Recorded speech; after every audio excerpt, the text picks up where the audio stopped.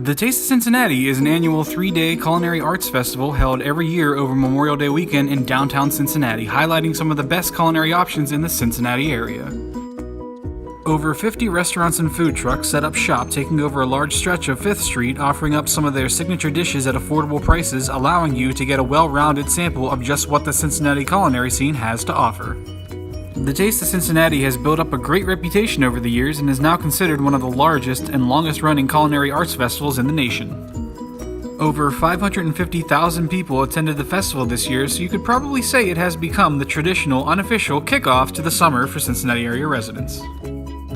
Starting out as a one-day festival in 1979, Taste of Cincinnati was the brainchild of Karen Mayer, a VP of marketing for Frisch's Restaurants. An idea she got from reading about an event called the Taste of the Big Apple held in New York every year.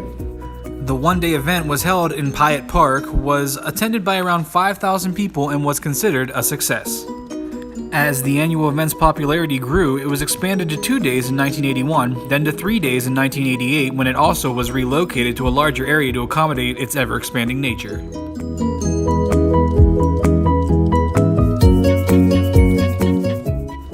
In 1997, Taste of Cincinnati was selected from over 40,000 special events across the U.S. as the Food Event of the Year by Events Business News. 2007 found Taste of Cincinnati expanding even more and once again being relocated to 5th Street to help in spotlighting the newly renovated Fountain Square. And that is the spot where the Taste of Cincinnati is held at to this day.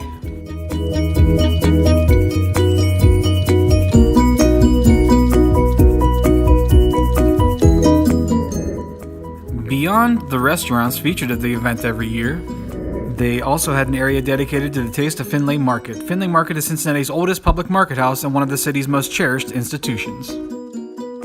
This area featured rotating food vendors from Findlay Market as well as self-proclaimed foodpreneurs from Findlay Kitchen. Rheingeist Food Truck Alley was also back this year with over 18 local food trucks participating.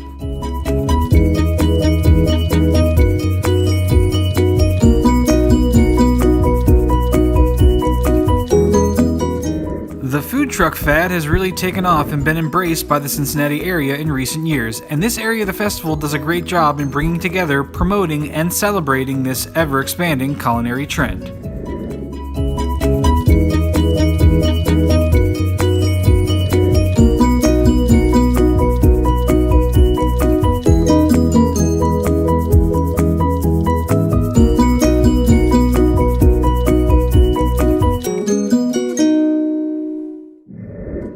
I attended this year's festival early in the afternoon on Saturday. The weather was nice, it wasn't nearly as hot as it was in prior years, and luckily the forecasted rain held off until after I left.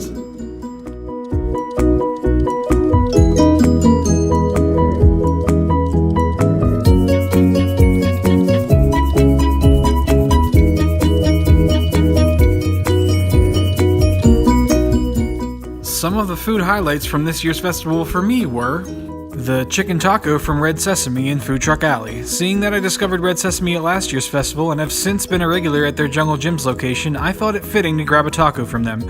And as always, it was wonderful. The Korean sauce they use is so unique, sweet, tangy, and flavorful. I've always wanted to try out Joella's Hot Chicken and finally got to here this year. Let me tell you, it did not disappoint. Choosing their second to hottest option, it was really, really hot. The chicken was nice and crisp and the hot sauce was so flavorful and fiery hot. They gave a piece of bread and some pickles to go with the strips. I thought it was random at first, but once the heat of the chicken kicked in, both helped in cooling my mouth down. Tickle Pickle has been on my radar for a while, but for one reason or another, I never made it out to their restaurant. I made sure to stop by their stand and grab one of their burgers. I went with the Pearl Jam, their jalapeno jam burger. It was interesting. There was definitely jam on that burger, which tasted like jam. I didn't love it or hate it. It wasn't bad. The burger and bun themselves were really good though.